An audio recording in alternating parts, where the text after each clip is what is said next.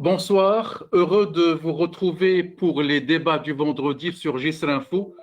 Le thème de ce soir tourne autour de la double nationalité, aubaine ou trahison. J'ai beaucoup réfléchi pour trouver la meilleure accroche possible au thème de ce soir. À quelques mois des élections législatives au Maroc de 2021, et alors que la communauté réclame toujours de jouir pleinement de sa citoyenneté en étant représentée, que ce soit au sein du Parlement ou au sein d'autres institutions, voici que des plumes cherchent à noyer de nouveau le poisson. Récemment, un article de presse conteste le droit aux binationaux d'avoir des postes de responsabilité au sein d'institutions marocaines, comme si les binationaux sont des citoyens de seconde zone. D'où la question du débat de ce soir, la double nationalité, est-ce une aubaine ou une trahison? Et comme par hasard, un livre vient de sortir tout récemment aux Pays-Bas sous le titre ô combien révélateur, La fierté d'être marocain. Cet ouvrage est sous forme d'enquête réalisée par deux journalistes qui cherchaient à comprendre pourquoi les joueurs d'origine marocaine, ceux des Pays-Bas, optent à une grande majorité pour les couleurs du Maroc. La réponse des deux journalistes, un Belge et un Hollandais, ils l'ont résumé dans le titre de leur ouvrage, La fierté d'être marocain, car ils ont constaté que malgré toutes les convoitises, le choix est d'abord celui du cœur, car étant marocain et réussir dans des pays d'accueil où les étrangers sont souvent discriminés et surtout reçus comme une fierté, la fierté d'une jeunesse, d'être aussi une jeunesse d'origine marocaine. Après cette longue introduction, je donne la parole à mes invités de ce soir du Canada, de Belgique et j'attends également des invités de France. Alors j'ai le plaisir de recevoir mon ami Abdelghani Detz de Montréal, qui est journaliste fort connu au Canada et un peu partout au Maroc, bien évidemment, puisque vous êtes aussi membre du Conseil consultatif des Marocains de l'étranger.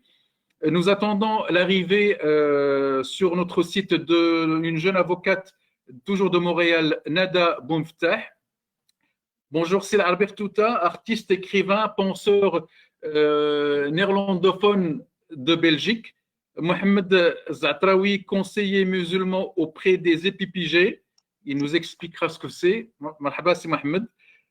C'est Abdullah Tabhirit, est un cadre expatrié en Afrique. Et nous attendons l'arrivée de Selhoussine Ouhlis, qui est un enseignant-chercheur en France. Alors d'abord, une première réaction par rapport à cette introduction du débat de ce soir. On commence par Abdelghani Detz.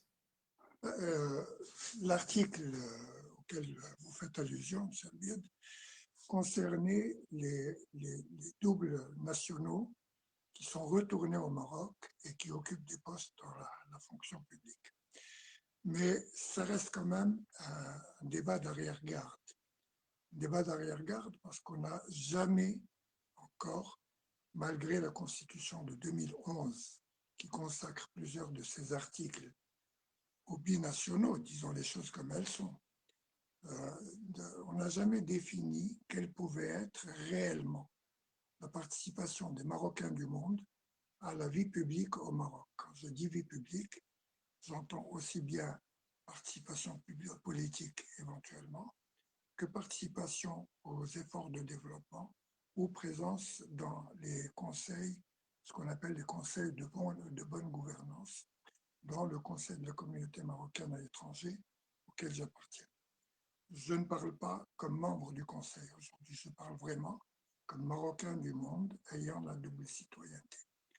Donc, l'article en question qui a fait polémique, je ne me sens pas concerné parce que j'ai des avis sur lesquels je reviens, des positions sur lesquelles je reviendrai plus tard par rapport à cette participation des Marocains du monde au processus en cours dans le pays d'origine. Très bien. Alors, c'est Albert Touta, cette polémique aujourd'hui à la veille des élections où, au lieu de parler de citoyenneté, on parle de double appartenance, de double nationalité. Oui, écoutez, j'ai quitté mon pays depuis 55 ans maintenant. Je peux franchement dire que j'ai envers mon pays que l'amour sentimental. Je n'ai aucune envie d'aller exiger ma présence politique ou mon influence politique. Puisque je ne vis pas là, je ne peux pas sentir exactement ce que le peuple il manque, de quoi ils ont besoin. Je crois que c'est une affaire, personnellement pour moi, c'est des gens qui habitent au Maroc qui doivent s'en occuper. On peut par des expériences, les aider, mais pas. Un écrivain flamand a écrit une fois, on lui a reproché qu'il n'écrit que sur sa région où il habite et n'a jamais écrit autre chose que sur le petit paysage où il vit. Alors il a dit, écoutez, je peux difficile d'écrire sur New York, moi qui n'ai jamais vécu à New York. Donc je crois que personnellement... C'est l'Arabie. L'ensemble de tes ouvrages, à 90%, parlent de Tanger. Oui, mais je dis, c'est amour. Oui. J'aime mon pays. Une fois, un journaliste m'a demandé, il m'a dit, qu'est-ce que tu es maintenant? Tu es marocain ou tu es belge? Alors je lui ai dit, écoutez, j'ai le cœur marocain et la tête belge. Très bien. C'est Mohamed Zatraoui. Donc, nous entamons ce débat qui tombe mal en ce moment, puisque à la veille de chaque élection, bon, les Marocains espèrent à se faire représenter au sein des institutions marocaines. Et puis maintenant, on nous sort cette histoire de double nationalité et le fait que les binationaux ne sont pas les bienvenus à des postes de responsabilité au Maroc. D'accord, merci pour l'invitation, Mustafa. D'abord, je reviens pour rectifier l'institution où je travaille parce que tu as demandé que je dois éclairer. Oui. Je suis conseiller musulman à l'EPPJ, Institution publique de protection de la jeunesse. Voilà, je suis référent en radicalisation dans les deux institutions où je travaille. Et j'aime aussi la calligraphie, un outil que j'utilise comme moyen pédagogique dans les deux institutions. On peut y revenir par après. Répondons à ta question, le débat qui tombe mal dans ces circonstances, pour moi, c'est un débat qui tombe mal dans n'importe quelle circonstance. Dans la mesure où on voit d'un autre regard ce binational ou ces citoyens binationaux. On sait très très bien qu'un Marocain reste un Marocain, quel que soit le nombre de nationalités qu'il peut acquérir durant son voyage, son trajet, sa vie. On peut aimer deux pays, comme on peut aimer deux paysages. Vous savez que la diversité, c'est l'essence de l'existence humaine et l'existence de ce monde. La diversité, c'est beau. Je me réfère aussi à un verset coranique. Ça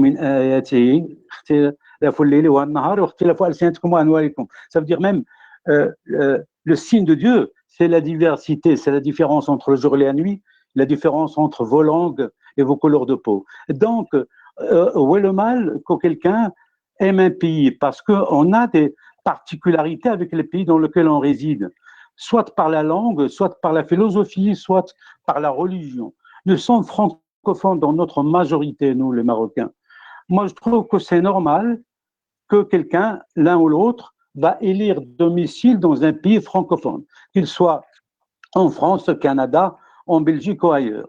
Donc, est-ce voulu parce qu'on est à un mois des élections, peut-être, mais moi je trouve être binational, c'est un enrichissement. Le Maroc doit en être fier de ses enfants qui sont allés loin pour apporter, pour amener une expérience qui ne peut qu'enrichir le débat politique, scientifique ou autre.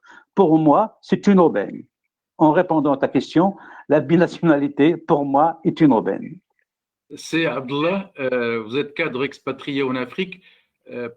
J'ai fait quelques voyages en Afrique et j'ai eu l'agréable surprise de rencontrer des 4e, 5e générations de Marocains qui n'ont pas les papiers marocains, mais qui se revendiquent marocains. C'est-à-dire qu'au bout de 4-5 générations, ils revendiquent leur marocanité, même si sur le papier, à cause de l'éloignement, à cause de manque d'institutions marocaines dans le temps, ils n'ont pas pu avoir de documents marocains.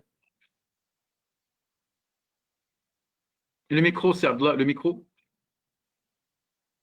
Merci Voilà. Sylvie pour l'invitation. Merci beaucoup. Merci à tous les présents. Merci à nos chers téléspectateurs, à ceux qui nous suivent donc, en live sur les réseaux sociaux notamment. Il est vrai que c'est un faux débat, c'est un faux problème. Hein. C'est vraiment un faux problème qui est certainement lié à l'agenda des élections 2021. Nous savons qu'au Maroc, 2021, c'est une année d'élection par excellence parce que vous avez toutes les élections, je pense, provinciales, préfectorales, régionales, législatives, professionnelles, etc. Donc, on voit qu'il y a déjà, je dirais, beaucoup de partis qui s'activent, etc. Et donc, de par là, je pense que ce débat est sorti. Et malheureusement, c'est un faux débat. C'est un faux problème qui existe par ailleurs. Donc, il n'est pas spécifique, il n'est pas particulier au Maroc. On l'a vu, on l'a suivi sur pas mal de pays. Bien évidemment, les pays européens, ils ont dépassé ce stade-là parce qu'ils ne se revendiquent plus ni français, ni belges, etc. Ils se revendiquent européens. Et donc, à ce niveau-là, la nationalité elle-même n'a plus ce genre de privilège qu'il donnait auparavant. Donc, les gens votaient localement, mais ils votaient également pour l'Europe, etc.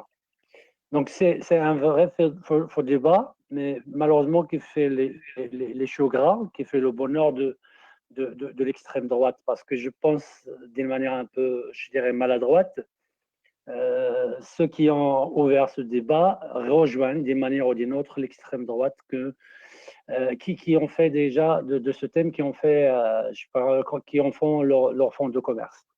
Donc je pense que les Marocains, les binationaux, se revendiquent, je pense, marocains sans aucun problème. On l'a vu sur pas mal de thématiques, notamment quand il s'agit de la cause nationale.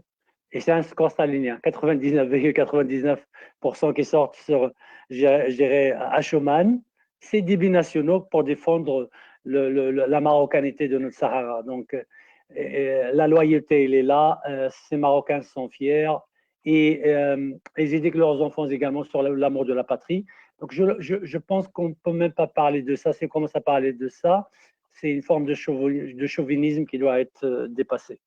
Donc, pour moi, nous devons tous être rassemblés, réunis pour construire le Maroc de demain, un Maroc démocratique, un Maroc qui rassemble, pas un Maroc qui divise. On ne veut plus avoir de Maroc qui divise, s'il vous plaît. C'est très important.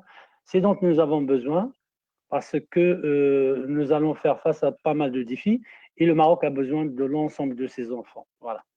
Voilà, vous avez parlé du Maroc de demain et je pense que c'est à la suite de ce nouveau conseil qui vient d'être créé, c'est Abdelghani Dadis, ce nouveau conseil qui comprend aussi des binationaux, que ce soit des Pays-Bas, que ce soit de France et d'ailleurs, que la polémique est arrivée.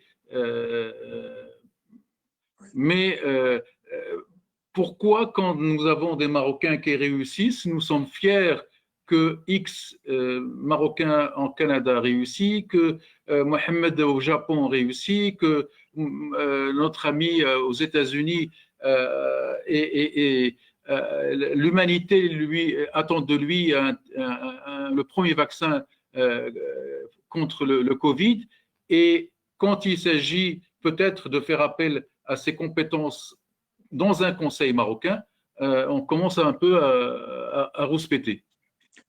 Non, ça va, je ne vais pas rentrer dans cette polémique, elle ne m'a jamais intéressé dès le début. Je vais revenir à mon propos premier, Oui. celui de la définition de ce qu'on attend des Marocains du monde. D'abord, on va revenir au basique. De quoi parle-t-on? On parle de nationalité, de citoyenneté, et puis il y a un monsieur qui interroge la loyauté des gens qui portent deux nationalités. La citoyenneté, elle est universelle. On est citoyen ou on n'est pas partout où on se trouve. La nationalité ouvre le droit à participer au vote dans le pays dans lequel on réside. Et là, je rejoins Chel Harbi. La participation politique doit être liée à la résidence. C'est dans les pays de résidence qu'on doit voter. Je n'ai aucune connaissance des problèmes de voirie à Kharif Ben Mohamed.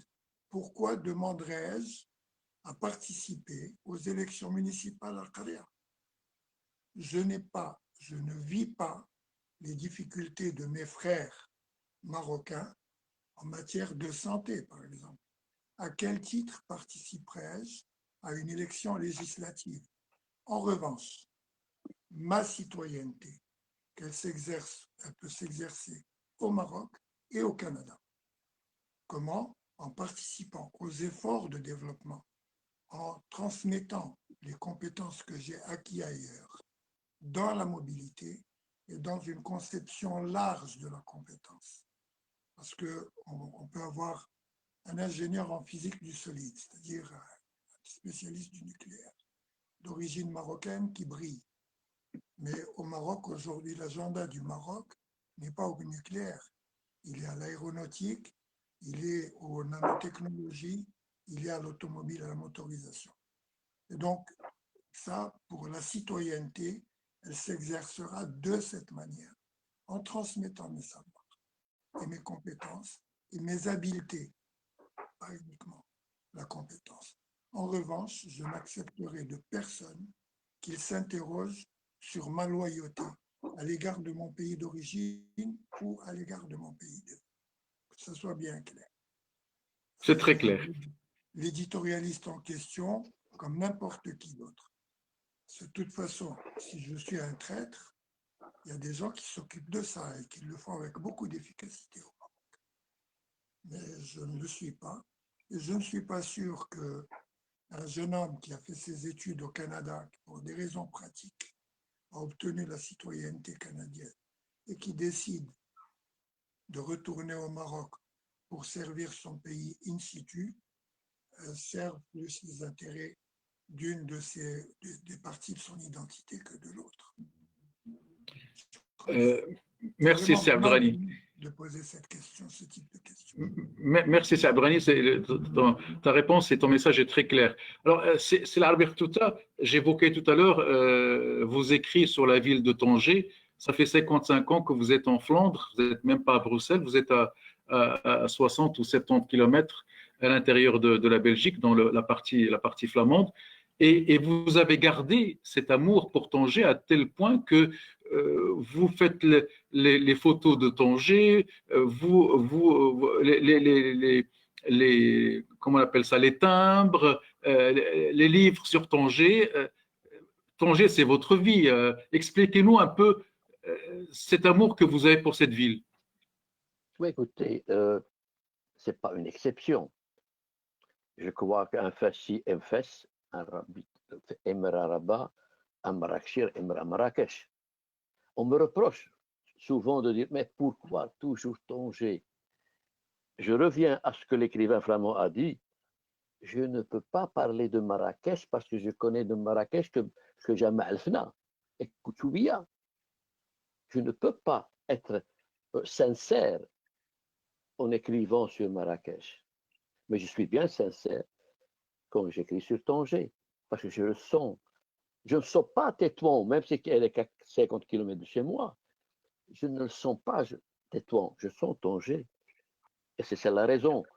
Et je crois que un Marocain reste toujours un Marocain, comme a dit notre ami Abdallah, comme a dit Mohamed, comme nous sommes tous d'accord qu'au fond, qu'on restera Marocain, même si on est mis long à l'extérieur. Maintenant, pourquoi Tanger? Je vais me répéter pour dire, parce que je ne connais que Tanger. Je connais du Maroc que Tanger. Parce que n'oublie pas, je suis parti en 64. J'ai quitté mon pays, j'ai quitté ma ville en 64. En 64, j'avais 17 ans. En 64, un 17 ans, c'était un enfant. Je n'ai jamais voyagé. Quand j'étais au boulevard, donc sur le magazine chez nous, et je voyais le Malabata pour moi, c'était déjà l'extérieur. C'était déjà, une fois, on était au lycée, on allait planter les arbres à côté de Malabata. Je n'ai pas dormi parce que j'allais voyager. J'allais aller à Malabata. Aller, par exemple, chez nous, Charf. qui est maintenant au centre de la ville, je ne dormais pas parce que j'allais voyager. Alors, quand j'ai quitté le Maroc, je ne connaissais rien du Maroc. J'étais une fois à Casa, à Rabat, une fois dans ma vie à Rabat avant, en 62. Et puis j'ai quitté le Maroc. Alors, je connais du Maroc que Tanger. Mais je la connais bien. Et Oui, c'est mais mieux de connaître une chose. C'est mieux de connaître une chose bien que de connaître mille et à moitié. Mais combien de Tangérois il y a à Bruxelles, mais qui ne parlent pas, qui n'évoquent pas, qui ne présentent pas Tanger comme vous le faites? Non, pourquoi je parle de ce que vous faites sur Tanger? Parce que c'est vrai que ce que vous faites sur la ville de Tanger est exceptionnel, est extraordinaire, parce que vous présentez la ville de Tanger, qui est une ville internationale, qui est une ville entre deux continents, aux Belges même, à l'Europe, à tout citoyen européen qui rêve un jour d'aller à Tanger. Donc, c'est aussi un geste citoyen que de présenter sa ville, son pays, comme vous le faites, comme vous le faites si bien. Oui, écoutez, merci si je le fais si bien. J'essaie de le faire si bien, mais je ne sais pas si c'est ça. Mais si vous le dites, je vous en remercie. Mais voilà. C'est une autre forme. Je veux dire que c'est une autre forme de revendiquer sa marocanité en Europe, et tout en étant fier d'être un Tangérois en Europe. Bah, écoutez, je peux vous dire que durant l'exposition qu'on a fait, une exposition, il y avait des Belges qui passaient et regardaient donc une photo de Ben Battuta. Personne ne connaissait Ben Battuta.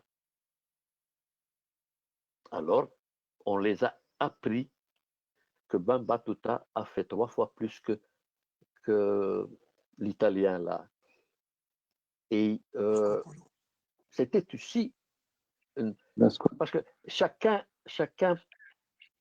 peut et fait à sa manière, à sa façon, à ses moyens défendre notre pays qui est le Maroc. Moi, je le fais de cette façon-là. Mohamed, c'est Mohamed, il le fait autrement. Abdullah, il le fait. Donc, je crois que si on faisait tous la même chose, ce serait un peu monotone. Alors, à propos de Ben Battuta, j'avais assisté à une conférence, imaginez où? À Los Angeles, à l'université de Los Angeles, sur Ibn Battuta, et j'ai découvert ce jour-là que les Américains connaissaient Ibn Battuta plus que moi, qui suis marocain, et j'étais pas très fier de moi. C'est Mohamed, pour revenir à ce thème de double nationalité. Comment vous revendiquez votre double nationalité dans le pays d'accueil où vous vivez. Je sais que la fonction que vous occupez, vous avez bien fait de bien présenter un peu ce que vous faites. Aujourd'hui, il y a polémique sur l'islam, sur l'islamisme, sur le terrorisme. Il y a beaucoup d'amalgames. Comment vous défendez un peu votre marocanité, votre religion, et c'est aussi je dirais, une façon d'être fier de cette double nationalité et de cette double appartenance. Le micro, c'est Mohamed, le micro. Je suis fier de ma double nationalité. Je suis fier de mes identités multiples. Déjà, au Maroc, nous avons plusieurs identités. Nous sommes arabophones, nous sommes amazérophones, et à côté de l'islam, il y a des juifs marocains qui sont fiers de leur identité marocaine aussi. Moi, de ma part, je me sens marocain tout court. Je ne veux pas m'annexer à une région au détriment d'une autre. Mon père, il s'est engagé dans l'armée. Il n'avait que moi. J'avais un nom. Nous sommes issus d'une région de l'Husseima. Je suis né à Badis, donc à la tribu Batqiwa. Donc, tout enfant, mon père me prend avec ma mère à Tanger pour la laisser chez son père, et lui, il s'est engagé, il se trouve à Marrakech. Il nous a conduits par après. Moi, j'ai vu mes yeux s'ouvrir. Donc, donc dans l'école coranique, j'ai vécu 10 ans. De là, mon père il va partir à Fès. Nous avons vécu 4 ans là-bas. puis Meknes, puis El Hajj, puis le Talal, au Sahara. Donc, on a fait un peu le tour du Maroc. Je me trouve avec une identité multiple. Moi, quand on me pose la question, vous êtes d'où du Maroc? Franchement, je prends un temps avant de répondre. Je dis, je ne peux pas vous répondre parce que je suis de partout du Maroc. Donc, pour moi, je suis marocain. Je reviens, si tu permets, à notre ami Abdelghani Dadis. Je respecte ton avis, mais je ne suis pas d'accord quand tu dis que qui suis-je pour aller me présenter à Ibn Ahmed, je ne connais rien du tout. Maintenant, avec le moyen de communication, le Maroc est tout près de nous, tout quand on y vivait. Moi, je trouve que le Maroc est tout près de moi. Ce moment-là, avant, quand j'étais à Meknès, je voyais Casa très loin. Je voyais Tanger très loin. J'ai quitté le Maroc, je voyais tout le Maroc tout près. Et l'appartenance à ce beau pays m'oblige à intervenir dans chaque problème. Surtout, M. Albied le sait, comme M. Tabhet, comme sur tout ça, la question, la cause nationale. Si je pars de ce principe, je vais dire de quoi je me mêle parce que le Sahara, je ne suis pas du Sahara. Il y a des inondations. Peut-être que je ne vous en veux pas, je respecte votre avis. J'ai dit que, au contraire, nous, les Marocains du monde, chacun de nous, selon sa spécialité, selon son savoir-faire,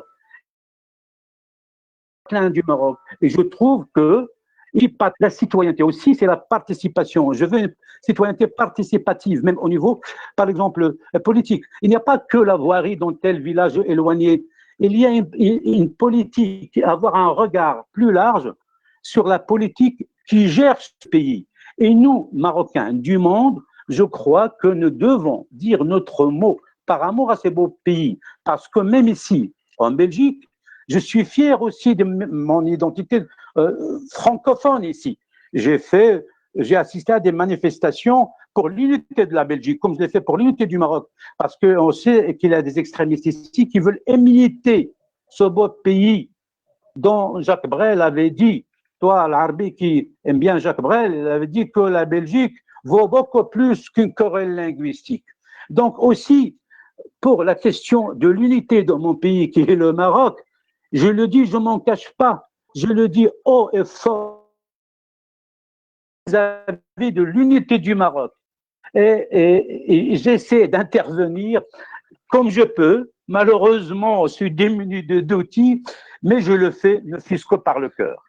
Voilà, merci. Alors, une question que je poserai, je sais que c'est Abdelghani Dadis a envie de réagir sur ce que vous venez de dire, mais j'ai une question qui répond un peu à ce que vous venez de dire et que je poserai à C. Abdullah et à C. Abdelghani Dadis.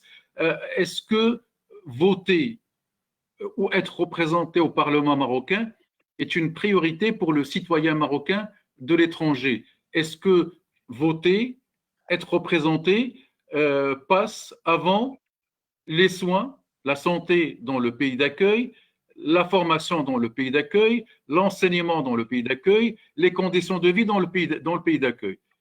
S'il y avait une échelle d'importance, je pense que les éléments que je viens de citer passent avant l'envie ou le droit de participer aux élections et d'être représenté au sein des institutions politiques au Maroc. C'est Abdullah et puis c'est Abdelghani. Oui, il vaut mieux me donner la parole parce que je préfère que C. Abdelghani ne réponde pas à ces Zatraoui pour le moment. Voilà. Donc, en fait je vais abonder dans le même sens que ces Zatraoui pour la simple raison. Voilà. Il y a au Maroc une constitution et que Sa Majesté avait fait vraiment, il a offert une constitution qui quand même répondait, je dirais, aux attentes du peuple marocain. Et je pense que tu m'avais interrogé à l'époque au Café Avenida. Je t'avais dit à l'époque que cette constitution probablement répondait beaucoup plus, c'est-à-dire il dépassait un peu le seuil des attentes du peuple marocain à l'époque. C'est juste pour vous dire que cette histoire de vote, etc., elle est inscrite dans la Constitution de 2011. Donc il faut commencer par là, s'il vous plaît. Nous avons un code c'est le code suprême qui est de la Constitution, notamment dans son article 17, je pense, qui dit que les Marocains de l'étranger Alors à ce moment-là, on ne les appelle pas binationaux, parce que les Marocains de l'étranger, à grande majorité, c'est des binationaux. Il ne faut pas se cacher la réalité. C'est vraiment, c'est tous des binationaux, que ce soit des franco-marocains, des belgo-marocains, des hollandais marocains, etc., etc. On peut les appeler comme on veut, mais c'est la réalité. Alors l'article 17 dit qu'ils jouissent de droits de pleine citoyenneté. Alors pourquoi on va parler de loyauté? Moi, je trouve difficile de répondre à la problématique qui a été évoquée, même si je ne connais ni les soubassements, et je ne réponds à personne parce que je ne connaissais pas les soubassements. Je ne savais pas qu'il y avait quelqu'un qui a parlé de loyauté, pas loyauté, mais je sais que cette histoire de binationalisme, bien évidemment, fait surface à chaque fois qu'il y a une échéance électorale. Et on sait pourquoi. Donc non, on n'est pas dans cette, je dirais, dans cette dimension-là. On n'est pas là pour débattre, c'est-à-dire pour répondre à n'importe qui. Donc nous, on est là pour parler de généralité. Et je dis que, donc, je dis l'article 17 dit que les RME, les Marocains de l'étranger, jouissent des droits de pleine citoyenneté, y compris le droit d'être électeur et éligible, en se portant bien évidemment candidat aux élections, différentes élections, au niveau des listes et des circonscriptions électorales, locales, régionales et nationales. Donc, c'est vrai que moi aussi, je ne connais rien à Qaryat Bouahmed. Je suis allé une fois, hein. C'est Abdelghani. Je suis allé une fois, vraiment. Je ne dirais pas que je ne connais pas, je suis allé. Mais le Maroc, c'est ma patrie. Ce qui intéresse le Maroc et les Marocains m'intéresse, quels que soient les horizons, les cieux, etc. Moi, tout ce qui se passe au Maroc, tu sais, je suis tout le temps sur la presse marocaine. Chaque journée, en début de matinée et en soirée, pour voir ce qui se passe. Ça m'intéresse parce que c'est de là où je viens, comme dit la chanson. C'est il y a ma famille, il y a mes parents, il y a mes accroches. Il y a mes accroches, ça veut dire j'ai mes racines, j'ai tout là-bas. Bien évidemment, ce pays-là également m'a adopté et d'une manière ou d'une autre, je lui suis redevable. Mais moi, je dis que la Constitution parle d'un droit qui malheureusement peine à être décliné. Parce qu'on sait qu'il y a une mise à jour qui est attendue des codes électoraux, puis ça doit être décliné, etc., etc. Les gens ne sont peut-être un peu laxistes parce qu'il y avait un épouvantail, on va dire ça la réalité, hein, un épouvantail certainement islamiste, qui, je pense, heureusement, est en train de s'éclipser. Et on n'a même pas à avoir peur de ça. Il faut permettre aux uns et aux autres de participer, s'ils ont envie de participer. Et comme, je pense, la majorité des personnes que nous rencontrons, qui sont également binationaux, sont intéressés à ce moment-là, je pense qu'il va falloir décliner les droits qui sont inscrits dans notre Constitution. C'est comme ça que je vois la chose d'abord. Okay? Moi, je ne suis pas également, ça va, je ne suis pas intéressé également, comme l'Arabie, comme peut-être c'est Abdelghani, comme peut-être c'est Zatraoui, il est un peu plus intéressé que nous par la politique, parce que moi, sincèrement, la politique, c'est un monde plein de mensonges, et moi, je n'aime pas le mensonge. Voilà, je vais dire ça comme ça. Voilà. Mais si la personne a envie de participer politiquement, à aller dans un parti ou de voter, oui, mais c'est un droit le droit, personne, le droit, il est là. Donc le droit, en tant que citoyen, il a ce droit. Maintenant, est-ce une priorité? Dans ce sens, est-ce une priorité? Est-ce qu'il n'y a pas dans les pays d'accueil des priorités qui passent avant? Je parlais de la santé, je parlais d'éducation. Comment ça se passe au Canada, puisque c'est Abdelghani? Maintenant, on commence à avoir même des élus d'origine marocaine au niveau des institutions canadiennes.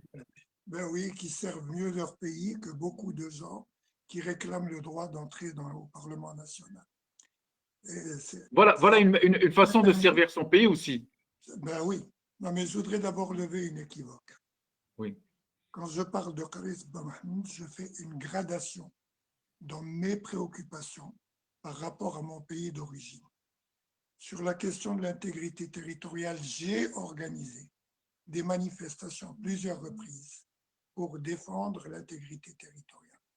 Quand il y a eu, il y a 20 ans, le séisme d'Al Hoceima, j'ai organisé des activités pour aider les victimes, pour aider mon pays à surmonter cette question. Ce que je dis, c'est qu'on peut servir son pays autrement en graduant les causes. Une cause transversale, je suis marocain à 100%. ça m'est d'autant plus facile que je vis dans un pays où, où le multiculturalisme est la règle. Quand vous ne venez pas de quelque part, vous n'existez pas. Donc j'ai tout intérêt à dire à mes concitoyens canadiens que je viens d'un pays qui a une culture et une histoire et pour lequel je continue de militer et que j'essaye de faire connaître mieux pour mieux orienter les décisions politiques de ce pays en fonction des intérêts de mon pays. Ce que font mes très jeunes concitoyens qui sont dans les parlements fédéraux et provinciaux. Cette année, j'étais heureux. Le 16 novembre, il y a eu un discours à l'Assemblée nationale du Québec en arabe. Quelle meilleure façon de rendre hommage au Maroc que de parler du Maroc en arabe, avant de traduire évidemment. Ce que je dis, c'est que ma connaissance du segment marocain de la population canadienne me dicte de mettre en avant la participation politique dans la société d'accueil. La participation au développement social et économique, priorité au Maroc. C'est ça que je dis. Je ne dis pas autre chose. Maintenant, évidemment, les débats politiques en cours à Casablanca, ça me semble un peu loin. Je lis les journaux marocains tous les jours. Je reçois une revue de presse qui compte une quarantaine de titres. Je ne lis pas tout, je regarde les titres, j'arrête sur ceux qui me semblent essentiels. Il faut qu'on aille à l'essentiel, vu d'ici. Je ne conçois pas ma marocanité comme une marocanité de droit, mais comme une marocanité de devoir. Sois bien d'accord. J'ai des devoirs à l'endroit du Maroc. Et des droits aussi. Jamais aucun droit. La représentation, pourquoi ne ferais-je pas confiance au gouvernement et au Parlement qui sont élus par le Maroc pour faire face à des problèmes marocains, y compris les questions liées à l'immigration. Et de plus en plus, les questions liées à l'immigration et aux problèmes qui vont se poser bientôt et auxquels on peut contribuer à réfléchir et à prévenir, à prévoir des solutions. Je ne dis pas que je me désengage du Maroc. Je ne me reconnais que des devoirs à l'endroit du Maroc. Les droits, je les revendique ici parce que c'est ici que je vis. Santé, éducation et autres. Et Mustapha sait très bien de quoi il parle. La santé, à mon âge, ça devient quelque chose d'excessivement important. Je crois que Nada vient de nous rejoindre. Bonsoir Nada. Oui. Maître, j'espère qu'on ne vous a pas trop dérangé, parce que il est quelle heure à Montréal maintenant? 16h20. 16h20. Votre micro, s'il vous plaît, maître. Ouvrez votre micro. Votre micro est encore fermé. Le micro, le bouton rouge sur votre écran, le bouton rouge est encore fermé. Bon, vous allez trouver. Il y a un bouton rouge. Là, vous avez éteint la vidéo. On va revenir. On ne vous entend pas puisque votre micro est encore fermé. On va revenir vers vous si vous pouvez régler votre micro. Alors, ce que vous me dites est très intéressant, c'est Abdelghani, puisque je voulais vraiment bifurquer sur ça, les devoirs et les devoirs. Qu'est-ce que c'est que les devoirs, un devoir d'un binational? C'est Mohamed. Par rapport à son pays d'accueil, par rapport à son pays d'origine aussi. Si vous pouvez ouvrir le micro. Oui. Voilà, Nada, maintenant votre micro est ouvert. Bonsoir. Bonsoir, je vais laisser aller mon collègue sur la question, puis je vais embarquer sur le débat. D'abord, merci de m'avoir invité. C'est toujours un plaisir de vous voir et d'être parmi vous. Je vois des visages que je connais, que je salue d'ailleurs. Très ravie d'être parmi vous ce soir et surtout pour un débat qui est, en fait, je pense, essentiel à avoir, mais surtout pour se poser des questions pour l'avenir, pour savoir comment est-ce qu'on peut ajuster peut-être certaines choses et Question que je me pose et qui m'a amenée à accepter de faire partie de ce panel. Moi-même, en tant qu'avocate, je me questionne d'ailleurs sur les avantages de la binationalité, mais évidemment, aussi dans le contexte de la mondialisation qu'on a aujourd'hui, quelle est l'importance qu'on peut accorder à cette binationalité-là? Mais est-ce que réellement, c'est un ajout et un plus pour les deux pays qui donnent cette nationalité-là, ou n'est-ce pas un geste plutôt égoïste du citoyen de posséder deux nationalités? Mais c'est une question que je garde ouverte et je reviendrai sur mon point personnel après la réponse de mon collègue sur la question que vous venez de poser. Voilà, c'est Mohamed. Que pensez-vous de cette question que vient de poser Nada? Oui, si tu permets, j'aimerais bien revenir vers la question que tu m'as posée d'abord. Oui, Mais d'accord, sur le binationalisme, je trouve que c'est un devoir indivisible, qu'on ne peut pas diviser, peut-être qu'on va le multiplier. Je me rappelle une citation de Guy Gilbert, le prêtre des Lobards. Une fois, il a parlé de sa famille, qu'il avait dans sa fratrie 15 personnes, frères et sœurs. Il a dit à sa maman, dis maman, comment tu as fait que tu as partagé ton amour pour 15 enfants? Et elle lui a répondu, je ne l'ai pas partagé, je l'ai multiplié. Et je trouve que cette notion de multiplier cet amour, de ne pas partager, je peux le dire pour mes deux pays. Quand on sent un citoyen dans un pays comme dans un autre, on doit être à part entière. Moi, je ne suis pas avec l'idée qui dit, je suis à moitié marocain, moitié belge, je suis un marocain à part entière et je suis belge à part entière et j'en suis fier. Même quand je rentre au Maroc avec un passeport marocain, avant quand on notait sur la fiche, j'en notais marocain et belge. Et même quand je viens avec le passeport belge, belgo-marocain. Je suis fier des deux. Donc en tant que citoyen ici ou citoyen au Maroc, le devoir est le même. Et je reviens à la première question, c'est un devoir participatif dans tous les volets, dans toutes les facettes de la vie. Que ce soit culturel, que ce soit au domaine de la santé, comme notre cher Abdelrani l'avait dit, comme au niveau culturel, ou bien de l'enseignement. Si nous pouvons apporter notre brique à l'édifice, certes avec grand plaisir qu'on le fera, qu'on le ferait avec les Belges. Si je peux me permettre, Maître, pouvez répondre à l'idée sur laquelle M. Mustafa m'a demandé de rebondir. J'ai perdu le bout du fil. Maître, quelle était l'idée de… La binationalité.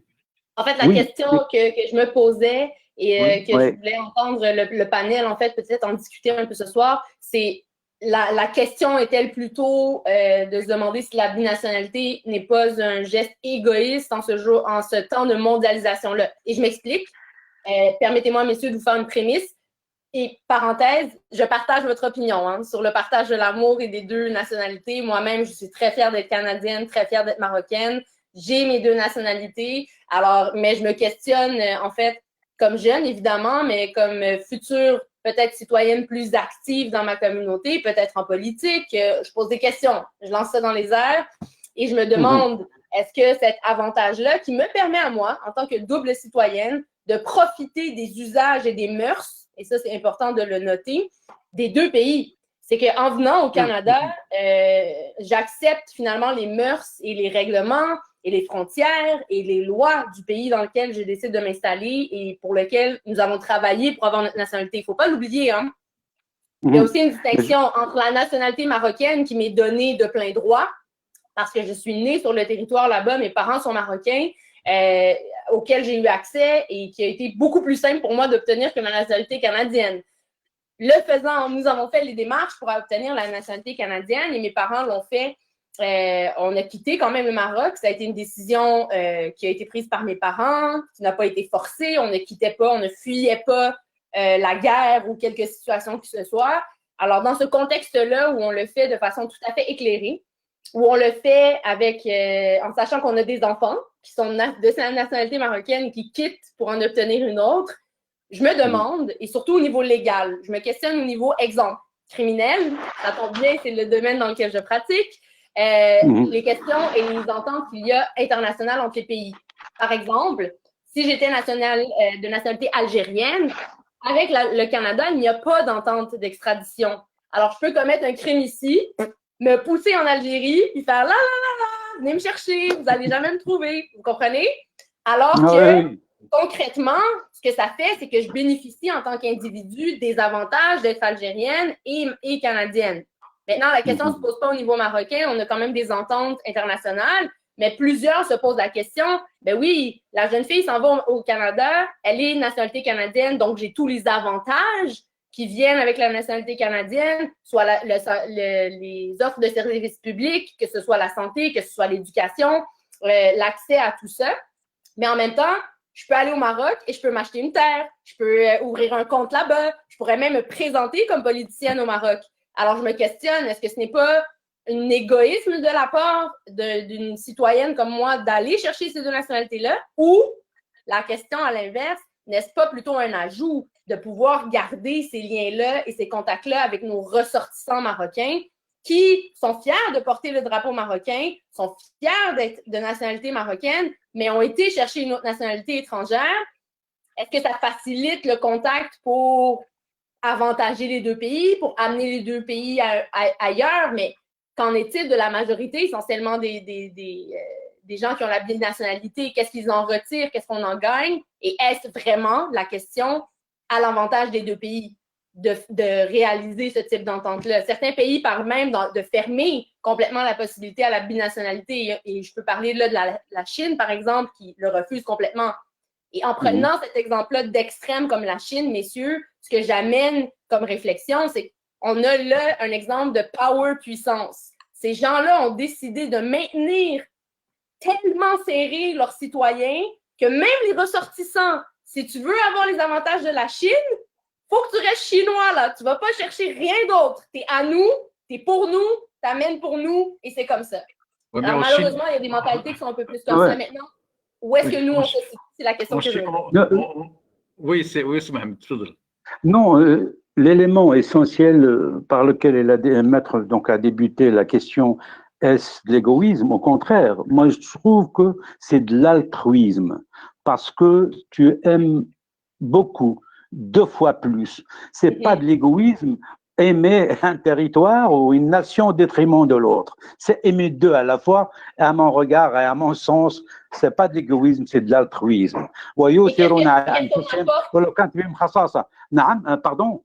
Et qu'est-ce qu'on apporte de plus au pays en ayant la nationalité, par exemple?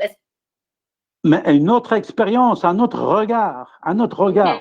Moi, j'explique dans ce cadre de la diversité à mes élèves, si vous rentrez dans un jardin et que vous voyez que des tulipes jaunes, vous allez vous allez avoir marre de voir les tulipes jaunes. Mais quand vous rentrez dans un jardin, vous allez voir des pâquerettes, des roses rouges, des roses violettes, etc. Waouh, le jardin, il est beau. La beauté réside dans la diversité. Dans la diversité. Il ne faut pas se limiter à un territoire. Abou al-Arab Siqili au 11e siècle, il a dit, je vais dire la citation en arabe, je vais la traduire. Si mon origine est de terre, alors toute la terre est mon pays et tous les humains sont mes proches. Une citation que Khalil Gibran a repris par après. Il a changé un peu la tournure de la phrase, mais c'est dans le même sens. Ce que je peux apporter est le savoir-vivre marocain et le savoir-vivre belge. C'est comme un ingrédient de cuisine qui va donner le sens à un plat. Vous savez, la meilleure cuisine du monde, c'est parce qu'il a beaucoup plus d'ingrédients. Exactement. Et ça, je ne vais pas simplement cuire du spaghetti avec du sel. J'ai un peu du curcuma, un peu d'ici, un peu de là, et c'est très beau, la cuisine variée. C'est ça le sens. C'est l'arbitre. J'aimerais revenir vers vous. Je vous vois avec le sourire. Parce qu'un Tangérois qui arrive dans un pays flamand où il n'y a personne qui parle l'arabe à 17 ans, comment cette double culture que vous avez, est-ce qu'elle n'a pas souffert d'abord? Est-ce qu'elle n'a pas souffert de cette solitude dans un pays flamand, fermé, froid? Et comment vous avez réussi à les développer? Alhamdoulilah, qu'aujourd'hui, nous sommes fiers et heureux d'avoir un artiste, un écrivain, un poète, un réalisateur, un comédien. Merci. Au nom de l'Albert Touta. Un photographe aussi. Vous me faites rougir. Pardon. Merci beaucoup. En plus de la fonction de médecin. Écoutez, je crois que je le dois à Tarek Ben Ziyed. Parce que les premiers, je suis venu, Je ne parlais pas le flamand, pas un mot. Leurs frites et leur mayonnaise, je les ai, c'était trop gras pour moi. Et j'ai passé des nuits, donc j'étais dans une famille flamande. La dame qui va être ma mère adoptive, mais ne parlait pas un mot flamand, un français. Et une anecdote, avant de venir, un flamand m'a appris une phrase. Il m'a dit, écoutez, quand vous serez en Belgique, en Flandre, et vous voyez une belle fille, il faut lui dire cette phrase-là. Et quand j'étais en train de manger le premier jour, la dame me demandait, flamand, flamand, pas de flamand, et à la longue, elle m'a arraché cette phrase. Cette phrase, vous êtes laide, moche. Je l'ai dit en flamand à cette femme qui allait devenir ma mère adoptive. Alors j'ai passé des nuits solitude inimaginable. J'ai passé des nuits à pleurer dans mon lit. Et c'était le discours de Tariq Ben Ziyad qui disait أيها الناس أين المفر البحر من ورائكم والعدو أمامكم وليس لكم إلا. Alors ce sabre, je l'ai eu et cette force, c'est de là que je l'ai épuisé. J'ai épuisé donc que je devais apprendre la langue parce que feu mon père l'Ermo, il me disait tu es autant d'hommes que de langues tu parles. Alors j'ai appris grâce à la télévision. Ce temps-là, les Belges étaient plus malins que maintenant. Ils avaient donc tous les films étaient sous-titrés flamand, français. Et je voyais donc les films en regardant le français et en essayant de lire le flamand. Et c'est de là que j'ai appris la langue. Là, j'ai commencé à écrire des poèmes avec des mots que je connaissais en flamand et je les ai fait corriger par un prêtre. Et c'était le premier jour que je suis sorti dans un café, je trouvais un qui parlait français, un. Et je parlais avec lui, et tout d'un coup, un soulard est venu, il criait des mots flamands que je ne comprenais pas. Et un homme s'est levé, il l'a soulevé et il l'a jeté dehors. Et c'était le fils de la personne avec qui je parlais. Et je demandais qu'est-ce qu'il disait. Alors il a dit, écoutez, mon père parle avec la personne qu'il veut, la langue qu'il veut. Et lentement, j'ai compensé. Donc, pour vivre avec des gens, il faut savoir se communiquer. Maintenant, on est, alhamdoulilah,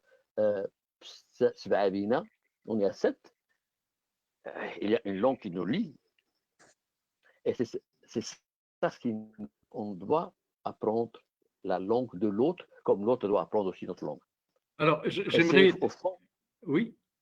Oui, Nada, alors, parce que vous n'avez pas beaucoup parlé, je vous donne la parole avant de faire le tour de table avec la dernière question qui une question d'actualité aussi.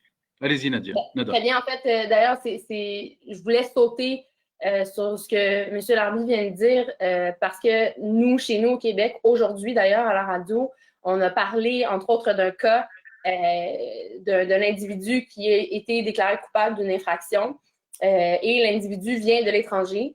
Ce qu'il ne faut pas oublier ici au Canada et au Québec, évidemment, c'est que tant qu'on n'a pas la nationalité du pays, on devient facilement détachable, quoi. Alors, si tu es déclaré coupable d'un crime, l'immigration peut te renvoyer chez toi. Ça ne prend pas la tête à Papineau tout de suite, il y a des red flags. Mais on vient aussi, et je trouve ça vraiment beau, ce qu'on vient d'avoir comme témoignage, cet attachement ou ce développement à cet attachement-là à une nouvelle langue, une nouvelle culture, de nouvelles personnes, de nouvelles façons aussi de fonctionner. Il ne faut pas oublier qu'en Belgique ou au Canada, évidemment, il y a cet aspect un peu plus, disons-le clairement, historiquement plus blanche, et donc avec des lois plus blanches, les façons de procéder de blanc.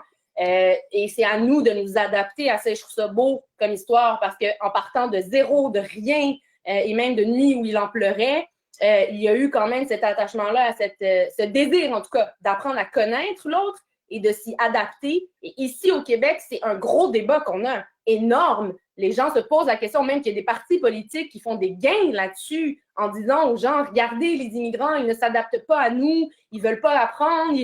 Et c'est fou, ils utilisent ça comme arme, alors que ces citoyens-là dont il est question sont de nationalité canadienne aussi. Ils ont tout autant le même droit, même si ce sont des gens qui votent.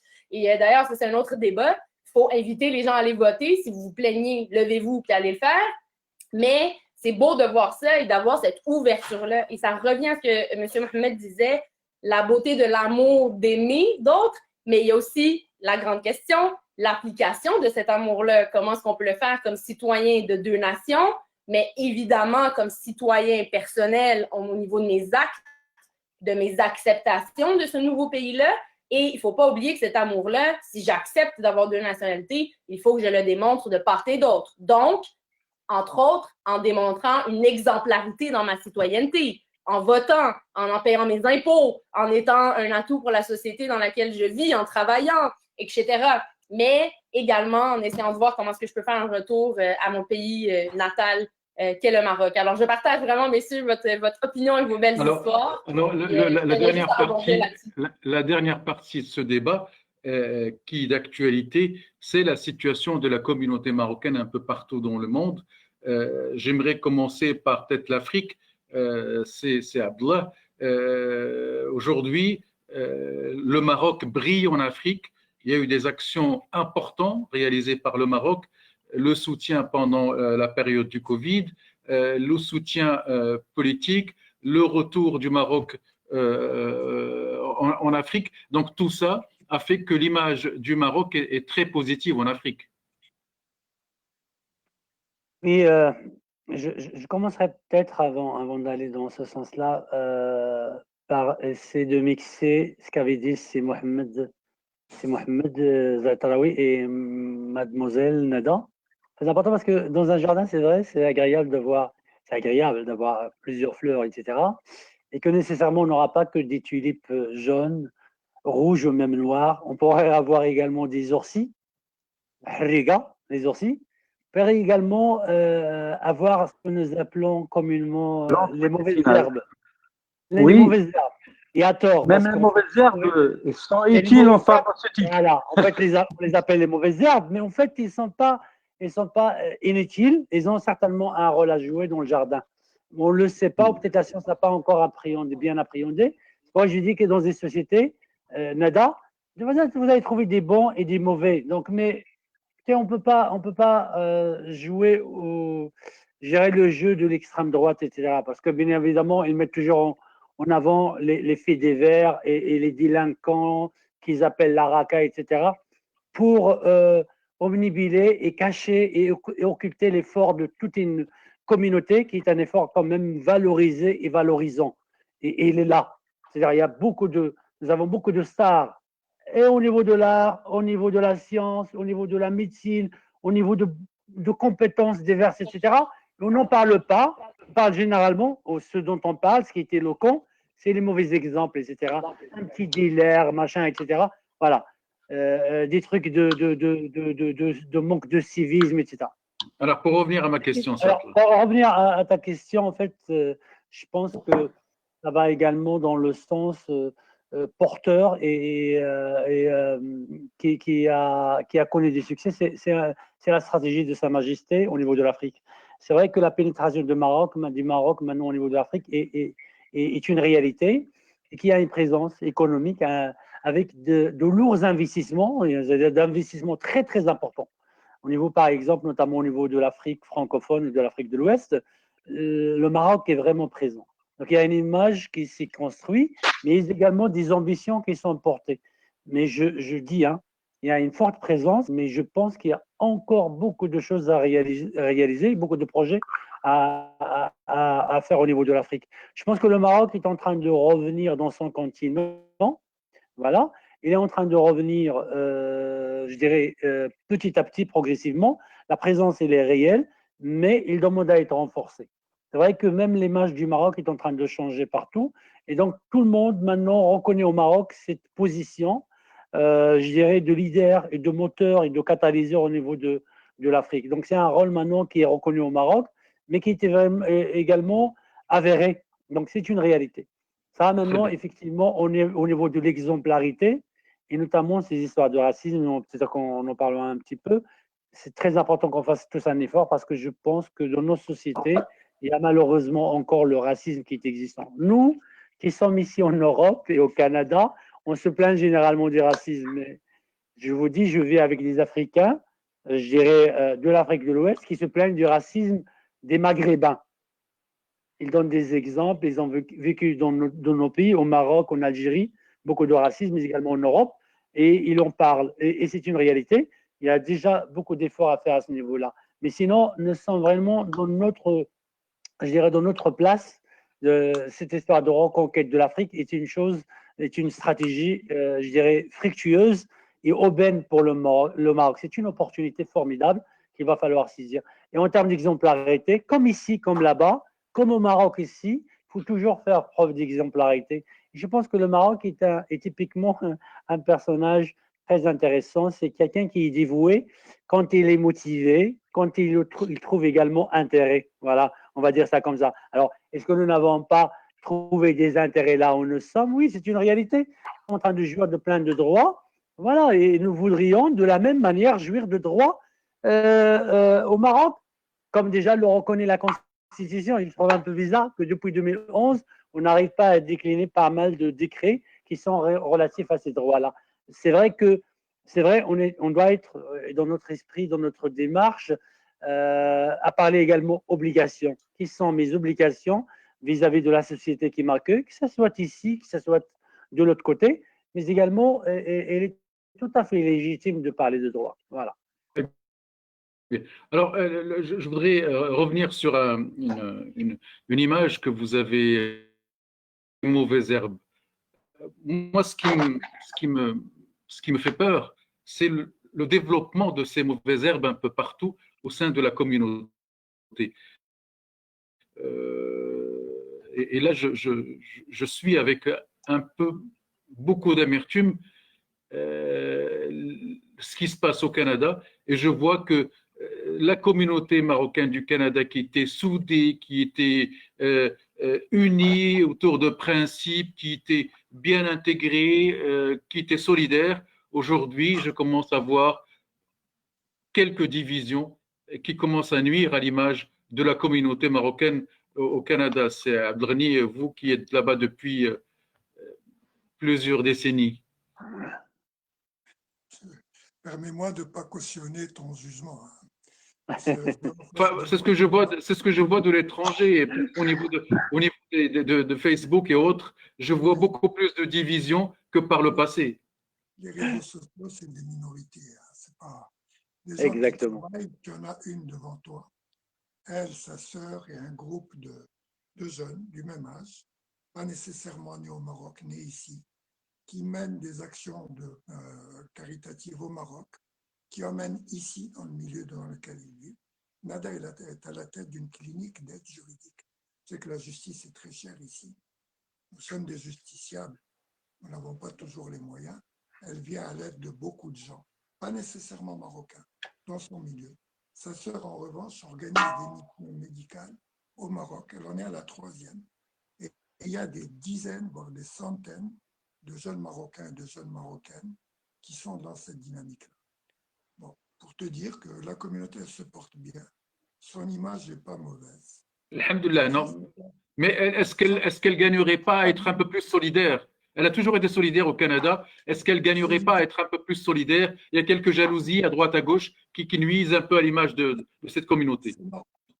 C'est normal. Mais quand je sors de l'hôpital, tu le sais, tout à fait, j'ai été traité par un médecin libanais dont l'équipe était composée d'une Québécoise, d'un Israélien et d'un Palestinien. Les infirmières françaises, origine de France, du Maroc, d'Algérie, d'Haïti. C'est ça, le Canada. Et tout le monde a sa place et tout le monde joue son rôle. Les éléments périphériques, les réseaux sociaux, c'est pourri. Excuse-moi de parler comme ça. C'est pourri. Ça déforme la réalité. La réalité, elle est autre. Aujourd'hui, on a 5 ou 6 élus au niveau municipal, provinciaux et fédéraux. C'est ça que je regarde. c'est ça les pilotes, c'est ça les marqueurs de cette communauté, dans la grande communauté qui est la nôtre, qui est la communauté montréalaise, québécoise et canadienne. Eh bien. Avant ça, je voulais faire deux petites remarques Oui. de répondre à cette question. Et tu m'as un peu provoqué. La première, c'est sur ce que disait Nada. Est-ce que c'est égoïste d'avoir deux nationalités? C'est pratique. C'est uniquement pratique. Dans ma vie de migrant, j'ai connu deux catégories de personnes qui ne prenaient pas la nationalité du résidence. Ceux qui vivent dans la marginalité, c'est-à-dire avec un minimum de papier. Ils auraient vécu au Maroc avec un minimum de papier. Ceux qui ont été exilés ou qui se sont exilés et qui ne peuvent pas la citoyenneté du pays d'exil pour ne pas reconnaître le droit à ceux qui les ont exilés de disposer de leur sang. C'est bien clair. Ma deuxième remarque, elle est sur le devoir marocain du monde à l'endroit du Maroc. Le plus bel exemple qu'on peut citer, c'est 6P, l'Université Mohamed VI de Kholega. Qui compose le corps enseignant? Des Marocains. Chaque jour, il y en a recrutés. Et de pointe correspondant au pays agenda du Maroc. Ça, c'est notre devoir, d'encourager cette initiative. Et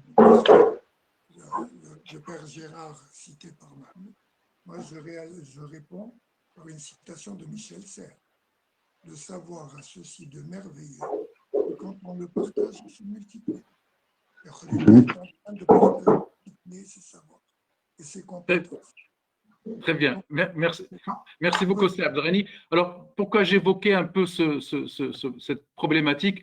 Peut-être parce que peut-être le phénomène n'est pas assez développé, cette petite division qui voit le jour au sein de la communauté. Mais malheureusement, en Europe et surtout en Belgique, nous sommes nombreux, nous avons des postes de responsabilité à un très haut niveau, mais nous ne sommes pas solidaires et cela nous porte préjudice, c'est Mohamed. Oui, c'est vrai. Il ne faut pas l'oublier. Pardon? Oui. La diversité des avis et des opinions fait partie de la diversité. Tout à fait. Exact. Tout à fait, c'est exact. Tout à Oui, fait. tu me rappelles, cher Mustapha, quand tu évoques les mauvaises herbes et qui font du bruit alors que nous sommes solidaires sur d'autres domaines. Il y a un proverbe africain qui dit « Un arbre qui tombe fait beaucoup de bruit qu'une forêt qui pousse ». Parce que ceux qui font du bien et qui s'unissent pour le bien du Maroc se comptent par milliers. Mais quelquefois, il y a des gars, des marginaux qui veulent se mettre par la vulgarité. La vulgarité, comme disait aussi Khalil Gibran, c'est pas une vérité pour faire valoir des valeurs. Mais ça, comme on dit en français, il fait un peu de tout pour faire un monde. Donc, ça va nous suivre tant qu'on vit ici. Mais Dieu merci, je reviens à ce que disait M. Tabhert sur l'intervention marocaine en Afrique. Je veux simplement rappeler un fait historique, que le Maroc, qui est un pays millénaire, à l'époque où il s'appelait l'Embratori Sharifa, l'empire chérifien, il s'étendait de la Méditerranée jusqu'au fleuve du Sénégal. Donc, ce retour, ce n'est qu'un retour aux sources. Et le Maroc, quelquefois, bien qu'il est démuni d'outils, il est toujours là pour répondre présent quand on a besoin de lui. On a vu cette générosité dans le tremblement de terre de nos voisins algériens, bien qu'ils ont une animosité contre le Maroc et son unité territoriale, le Maroc était toujours là pour les aider. On a vu dernièrement aussi au Liban comment il était le premier à partir pour aider les autres qui sont à des milliers de kilomètres. Ça, c'est inné en chez nous, les Marocains. Les Marocains, dans le logement, on laisse le salon le plus propre pour les voisins, pour les autres. On peut se contenter d'une petite chambre pour rester en famille, mais le meilleur salon, on le laisse pour les autres. Ça fait partie de l'identité marocaine, cet altruisme.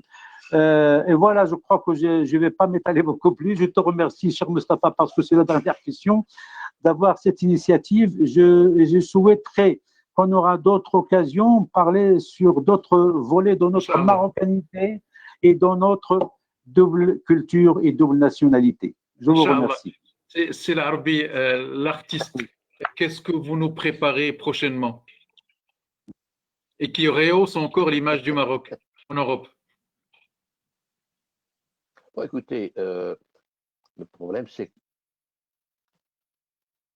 que le même écrivain flamand disait la bonté, donc pour la traduire exactement, la méchanceté ou le mal, on le trouve facilement. La bonté, il faut la chercher. Donc, il faut la chercher. Maintenant, à Bruxelles, 100 000 Marocains. Si 10 ils font des bêtises, on dit tous c'est un Marocain. Une fois, j'ai eu la visite d'un politicien, un grand politicien, un grand.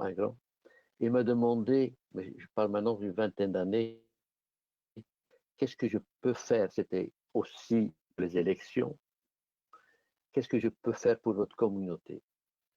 Alors je lui ai répondu ce temps-là, 25 années, essayez de ne pas nommer la personne par sa nationalité, mais bien par son nom et prénom.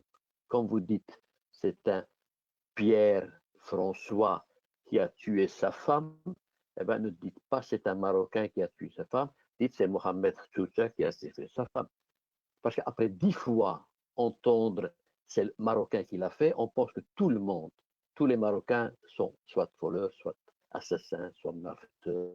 Tandis pour un Belge, on dit nom et prénom. Ça devient individu. Alors, ce que pour la Belgique,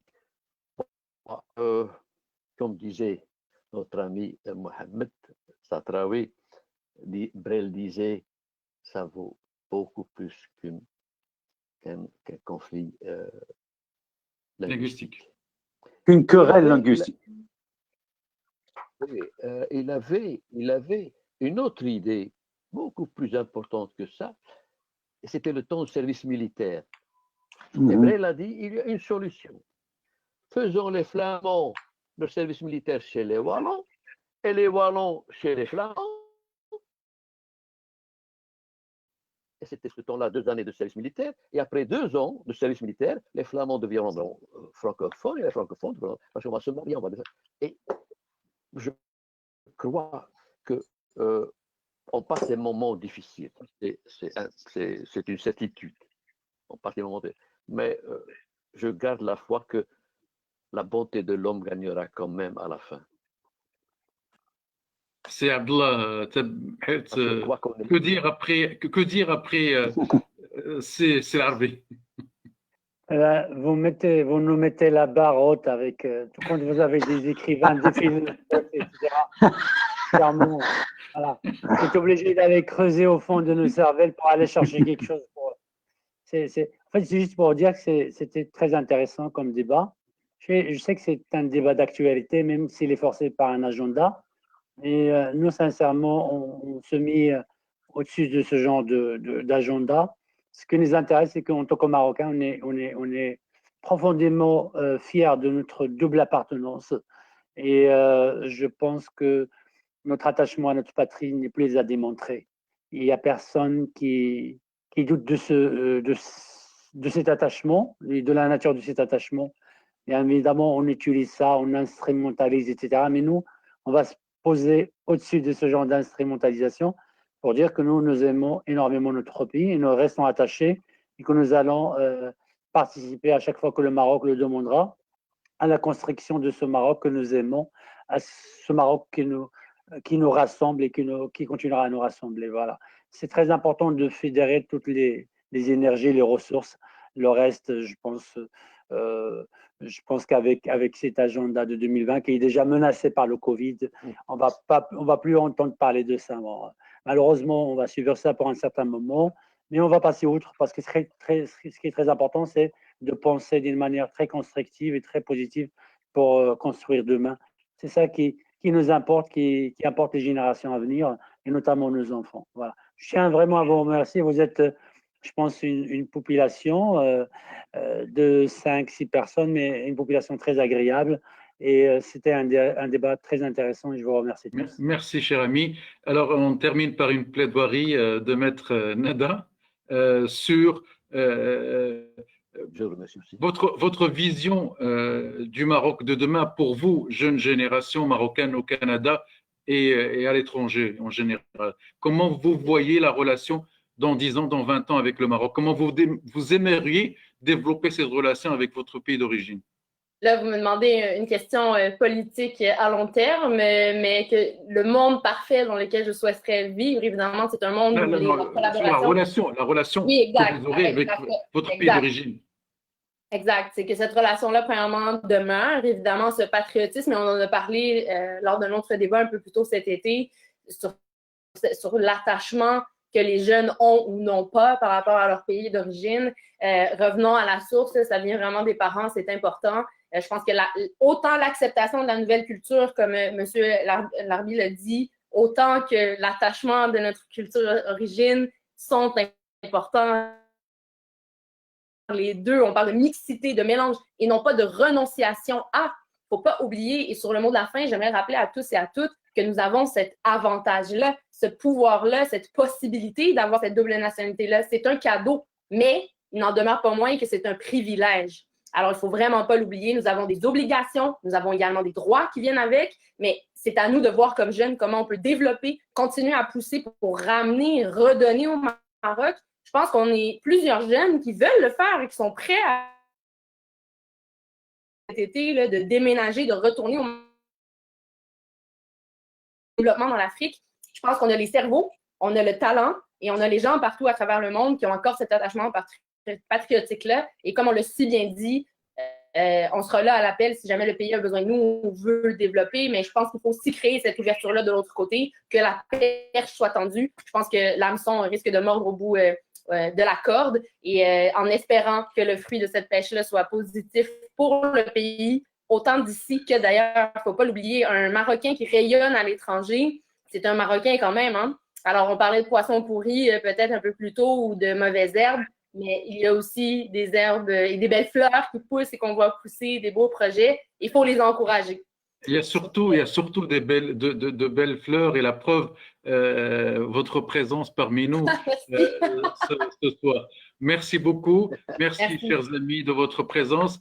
Encore une fois, c'est Abdelghani Edatz, bon rétablissement et j'espère qu'on aura le plaisir de vous revoir bientôt au Maroc ou même ici en Belgique si l'occasion se présentait. Donc, nous retrouverons nos téléspectateurs dans 15 jours pour un nouveau débat du vendredi sur GIS Info sur le thème de la violence et de la xénophobie en Europe par rapport aux communautés venant de l'étranger. Encore une fois, merci et à très bientôt. Merci. Merci. Merci. Bonjour, Canada.